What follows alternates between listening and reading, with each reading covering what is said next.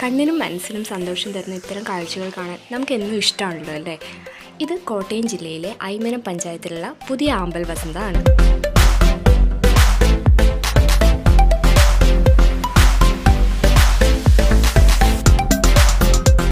ഏറി വന്നാൽ 2 ആഴ്ച മാത്രമേ ഈ കാണുന്ന ആമ്പൽ പൂക്കൾ ഇവിടെ ഉണ്ടാവുള്ളൂ. അപ്പോൾ കാണാൻ ആഗ്രഹമുള്ളവരൊക്കെ പോന്നോളൂ.